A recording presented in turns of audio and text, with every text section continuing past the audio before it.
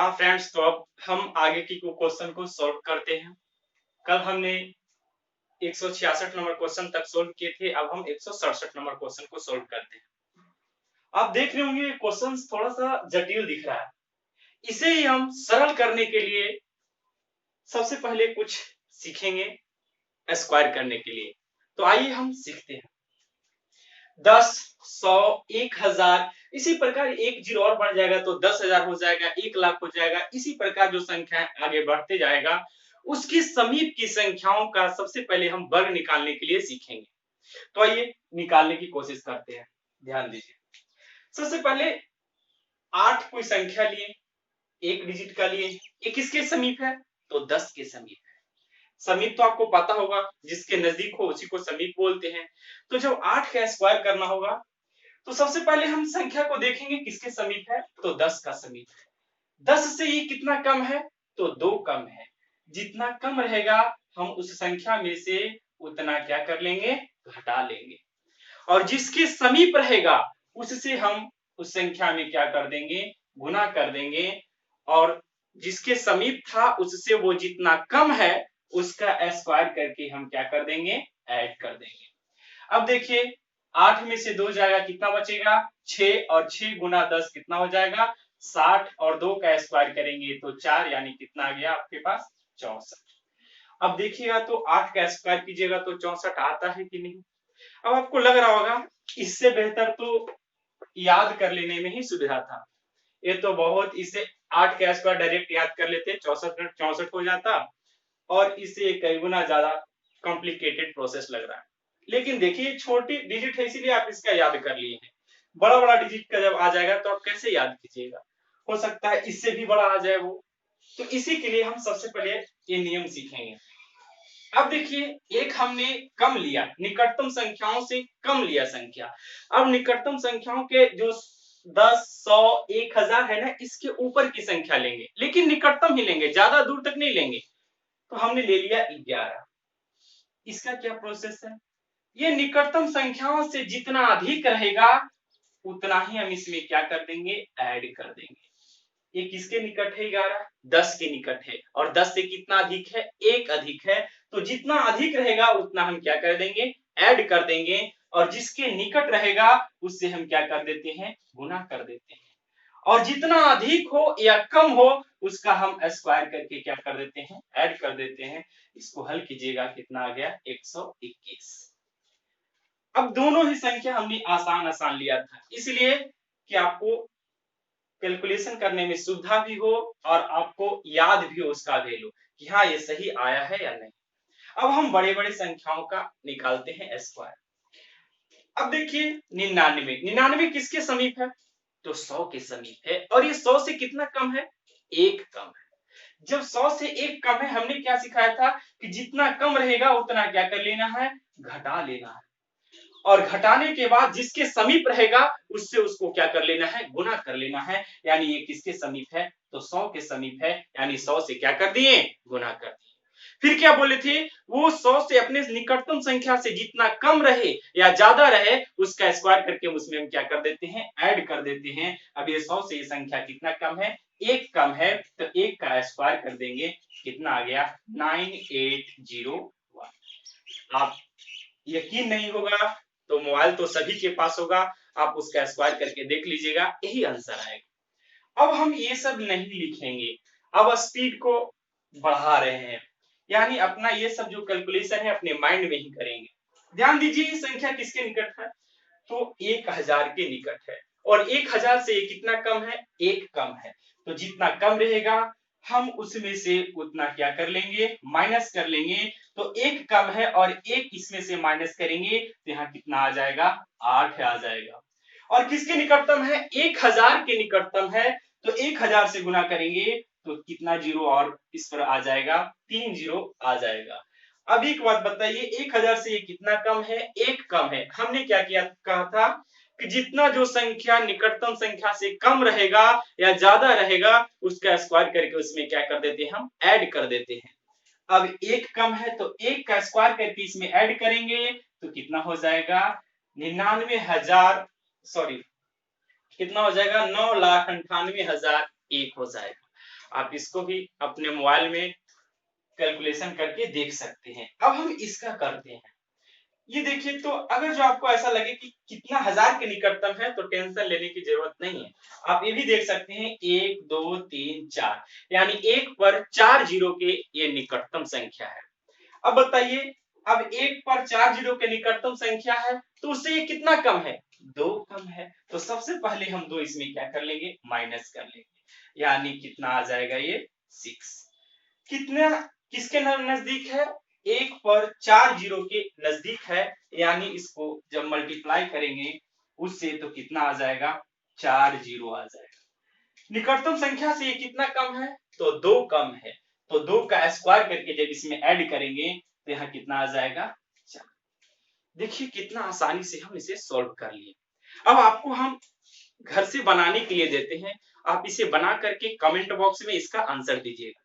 ध्यान दीजिएगा।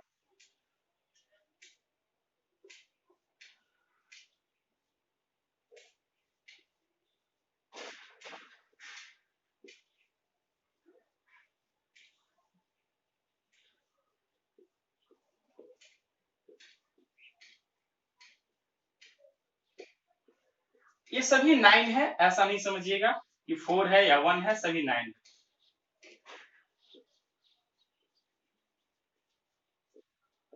आपका कैलकुलेटर फेल हो जाएगा इसको स्क्वायर करने में, लेकिन आपका माइंड फेल नहीं होगा, ये मेरा वादा है। आप इसे सभी को बनाइएगा, घर पे जरूर बनेगा, और इसका बार बार प्रैक्टिस कीजिएगा ताकि आपका स्पीड जो बनाने कैलकुलेशन करने का जो स्पीड है ना वो आ जाए।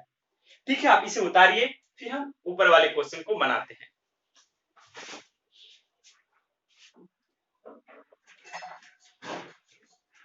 चलिए अब हम क्वेश्चन को बनाते हैं। ध्यान दीजिएगा, क्या है? 999 पूर्णांक 995 बटा 999, और फिर इधर ये किस रूप में है? क्या ये पूर्णांक के रूप में है? नहीं। पूर्णांक के रूप में रहता तो ये इधर रहता, यहाँ रहता है, तभी हम इसे पूर्णांक के रूप में मानते हैं। इधर ये किस रूप में है? मल्टीप्लाई के रूप में है। किस रूप में है? गुणा के रूप में। तो सबसे पहले देखते हैं, सबसे पहली संख्या को हम पूर्णांक से हटाते हैं। तो इस यहाँ पर जो संख्या रहता था उससे हम क्या करते थे? गुणा करते थे।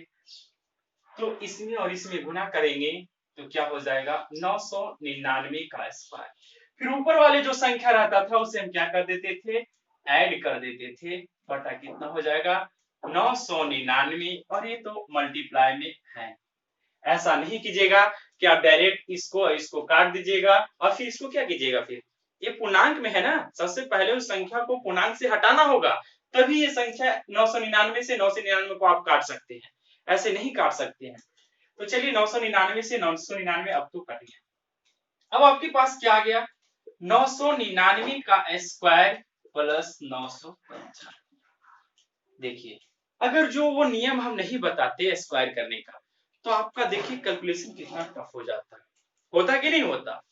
अब हम देखिए जो नियम जान गए हैं उसके सहारे से इसे हम इजीली सोल्व कर लेंगे। सबसे पहले देखेंगे किसके नजदीक है, तो 1000 के नजदीक है, और 1000 से ये कितना कम है? तो 1 कम है।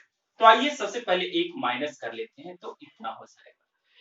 जिसके नजदीक है उससे क्या बोले हैं? गुना करने के लिए बोले हैं। ये 1000 के नजदीक है, निकटतम है, तो हम 1000 से इसे क्या कर देंगे? गुना कर देंगे, यानी 3 जीरो आ जाएगा। फिर क्या बोले हैं? जिसके निकटतम से जितना कम हो या जितना अधिक हो उसका स्क्वायर करके उसमें क्या कर देते हैं? हम ऐड कर देते हैं, यानी ये 1000 से कितना कम है? 1 कम है, और 1 का स्क्वायर करके जब ऐड करेंगे तो यहाँ 1 आ जाएगा, और प्लस कितना है? 995। आप ऐड कर लीजिए, कितना हो जाएगा? 699899। देखिए कौन से ऑप्शन में ये सही आंसर है? फर्स्ट, सेकंड, देखिए सेकंड ऑप्शन नंबर क्या हो जाएगा? सेकंड। समझ में आ गया होगा? नहीं आया होगा तो वीडियो को पीछे करके फिर से देख लें। ध्यान दीजिए, क्वेश्चन नंबर 168। क्वेश्चन नंबर 168 क्या कर रहा है? सरलीकृत करने के लिए बोल रहा है। अब देखिए हम इसको सरलीकृत करते हैं। आपने बोर्डवांस पढ़ा होगा, नहीं पढ़ा होगा तो किसी वीडियो में हम बता देंगे। सबसे पहले हम ब्रैकेट की क्रिया करते हैं, और ब्रैकेट की क्रिया में भी सबसे पहले लाइन ब्रैकेट की क्रिया करते हैं, उसके बाद छोटी कोष्ठ, उसके बाद मंझली कोष्ठ, उसके बाद बड़ी कोष्ठ। तो आइए सबसे पहले हम लाइन ब्रैकेट, इसे बोलते हैं हम लाइन ब्रैकेट, और इस लाइन ब्रैकेट की क्रिया हम सबसे पहले करते हैं। हम बार बार ये नीचे लिखेंगे नहीं, इसी को ही हम करते चले आएंगे, जिससे एक छोटा में भी लगेगा, नहीं तो ऐसे पूरा बोर्ड भर जाएगा। ध्यान दीजिए, सबसे पहले हम क्या बोले हैं, लाइन ब्रैकेट की क्रिया करते हैं। तो 4.3 में से 2 जाएगा, कितना बचेगा, 4.3 में से जब 2 घटाएंगे कितना बचेगा, 2.3, यानी इतना तक का हमने क्रिया कर लिया। अब फिर माइनस है, यानी 5.4 में से जब 2.3 घटाएंगे तो कितना बचेगा, इतना का टोटल का सॉल्यूशन करेंगे तो कितना बच जाएगा, इधर का तो हमने कर ही लिया, इधर का करने के बाद आया 2.3, अब 5.4 में से 2.3 को घटाएंगे कितना बचेगा, 3.1। अब फिर माइनस है, अब 6.5 में से 3.1 को घटाना है, जब इसमें से इसको घटाएंगे कितना बचेगा, 3.4, और इतना तक का उधर का सब तक का तो क्लियर कर लिए, तो कितना आ गया, 3.4 आ गया।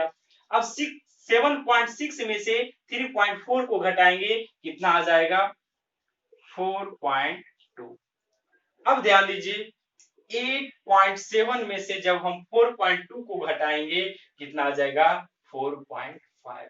देखिए तो कितना आसानी से सोल्व हो गया। आप सोल्व कीजिएगा, सबसे पहले जब क्वेश्चन लिखे हम तो वीडियो को पॉज कर दीजिएगा और उस क्वेश्चन को बनाने की कोशिश कीजिएगा। ऐसा ना हो कि एक बार नहीं बना तो आप उसे छोड़ दीजिएगा, उसे कम से कम 5 बार 6 बार ट्राई करना चाहिए, जरूर बनेगा आपसे। ऐसा थोड़ी है, ये बीएससी और एमएससी का क्वेश्चन है, अंडर 10 का ही है और रहता ही है। कुछ ही क्वेश्चंस रहता है जो 10 के ऊपर का रहता है, 11 12 में से, जैसे एडवांस वगैरह इसमें से डाला हुआ रहता है। ठीक है, इसे उतार लीजिए।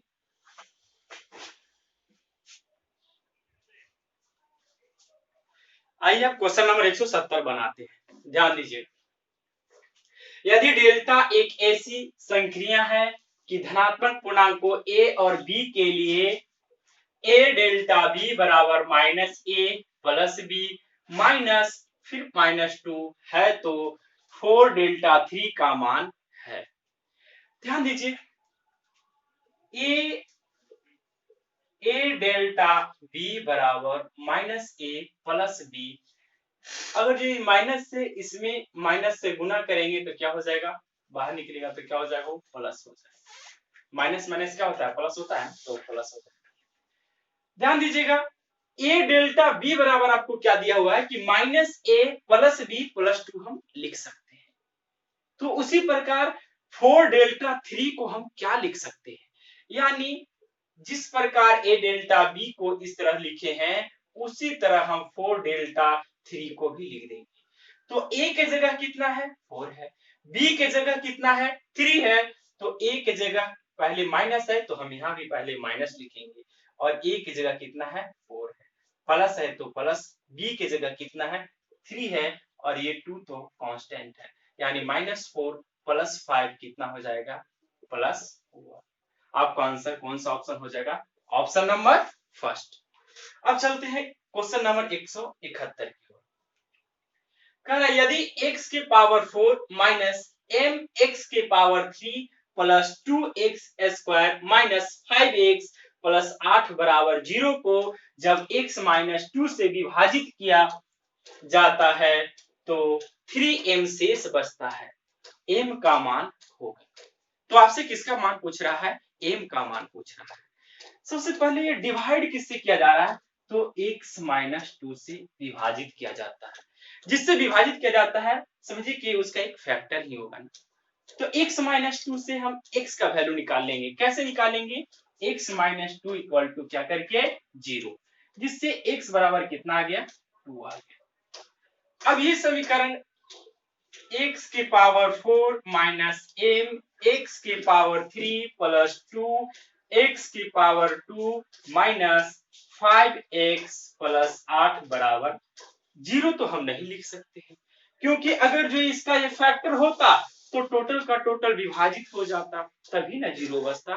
लेकिन क्या कह रहा है, x माइनस 2 से जब विभाजित कर रहे हैं तो शेष कितना बच रहा है, 3m बच रहा है, यानी शेष कितना बचेगा, 3m। ध्यान दीजिए, x की जगह हम क्या रखने जा रहे हैं, 2 रखने जा रहे हैं। जब x की जगह 2 रखेंगे तो 2 के पावर 4 कितना हो जाएगा, 2 दूना 4, 4 दूना 8, 8 दूना 16। अब ध्यान दीजिए, माइनस है तो माइनस, x का क्यू है जब x की जगह 2 रखेंगे तो 2 का क्यूब यानी 8m हो जाएगा, प्लस यहाँ पर भी 2 रखेंगे तो 2 दूना 4 और 4 दूना 8, माइनस x की जगह 2 रखिए तो 5 दूना 10 प्लस 8 प्लस 3m। ध्यान दीजिए 8m इधर माइनस में है, उधर ले जाएंगे तो प्लस में हो जाएगा, तो 8 और 3 कितना हो जाएगा 11। अब देखिए 8 8 कितना होता है 16, 16 और 16 कितना हो जाएगा 32, 32 में से 10 जाएगा कितना हो जाएगा 22, और ये 8 एम उधर जाएगा तो 8 3 कितना हो जाएगा 11 एम, 11 दूना 22, यानी एम का वैल्यू आपका कितना आ गया 2 आ गया। उतार लीजिए।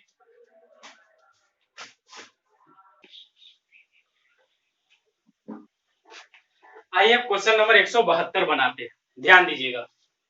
यदि n बराबर 55 के क्यूब प्लस 17 के क्यूब माइनस 72 का क्यूब तो n निम्न में से किससे विभाज्य है। आपको 4 ऑप्शन दे दिया है और कह रहा है ये किससे विभाज्य है। अगर जो आपसे बनने लायक है तो वीडियो को पॉज कीजिए और बनाने की कोशिश कीजिए, नहीं बनने लायक है तो मेरे साथ ध्यान दीजिए।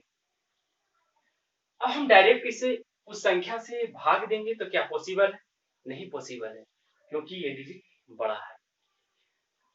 ध्यान दीजिएगा हम क्या करते हैं, n बराबर क्या है 55 का क्यूब, क्या इस 55 को क्यूब को हम लिख सकते हैं 72 का क्यूब माइनस 17 का क्यूब, बताइए लिख सकते हैं, हाँ या ना कुछ तो बोलिए, जहां है वहीं बोलिए। प्लस 17 का क्यूब माइनस 72 का क्यूब। अब इसको हम ए क्यूब माइनस ए माइनस बी के दी होल के ऊपर तोड़ रहे हैं। ए माइनस बी के दी होल का फॉर्मूला नहीं याद होगा तो आप लोग लिख लीजिए, ए माइनस बी का दी होल क्यूब बराबर होता है A cube minus B cube minus 3ab into A minus B. ध्यान दीजिए इसको हम इसी पर तोड़ रहे हैं, ए क्यूब करेंगे तो 72 का क्यूब माइनस बी क्यूब करेंगे तो माइनस 17 का क्यूब माइनस 3 ए की जगह कितना है 72 है और बी की जगह कितना है 17 है इंटू ए माइनस बी यानी 72 माइनस 17। ध्यान दीजिएगा तो, और आगे क्या है प्लस 17 का क्यूब माइनस 72 का, ये 72 का क्यूब से ये 72 का क्यूब समाप्त हो जाएगा, 17 का क्यूब से 17 का क्यूब समाप्त हो जाएगा।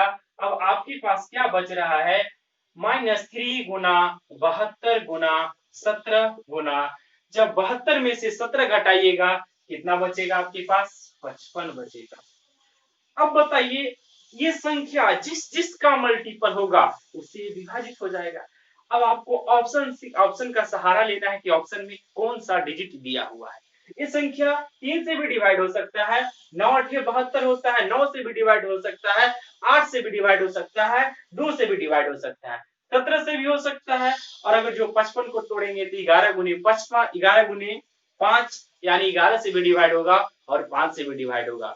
तो हम चलते हैं अब ऑप्शन की सहारा लेते हैं। 7, क्या 7 से कोई डिजिट इसमें डिवाइड होगा, नहीं होगा, यानी जिस जिस ऑप्शन में 7 रहेगा सबसे पहले उस ऑप्शन को हम क्या करेंगे एलिमिनेट कर देंगे, छाड़ देंगे। इसमें भी 7 है इसको भी हटा दीजिए, इसमें भी 7 है इसको भी हटा दीजिए। अब हम ऑप्शन नंबर 2 पर चलते हैं। 3 और 13 कह रहा है, 3 हाँ 3 तो इसका मल्टीपल है यानी 3 से डिवाइड हो जाएगा। अब चलते हैं 13 और 13 कह रहा है, तो देखिए तो 13 से कोई भी डिजिट इसमें है वैसा जो डिवाइड हो जाएगा, नहीं है, यानी जिस जिसमें 13 है उसको भी छाड़ दीजिए, तो ऑप्शन नंबर 2 भी छट जाएगा। अब बच गया ऑप्शन नंबर 4, वही आपका क्या हो जाएगा आंसर हो जाएगा, क्योंकि 3 से भी डिवाइड है ये, इसका 3 इसमें मल्टीपल के रूप में है, और 17 तो 17 भी यहाँ मौजूद है, यानी ऑप्शन नंबर आपका 4 आंसर हो जाएगा, 3 और 17। अब चलते हैं क्वेश्चन नंबर 173 बनाते हैं। देखने में 173 बहुत बड़ा लग रहा होगा आपको, कोशिश कीजिए समझने का, सबसे पहले वीडियो पॉज करके आप बनाने की कोशिश कीजिए, आपसे बनता है कि नहीं, आपका माइंड वहां तक पहुंच पाता है कि नहीं। चलिए हम बनाते हैं इसको। इसे बनाने से पहले थोड़ा सा इधर ध्यान दीजिएगा।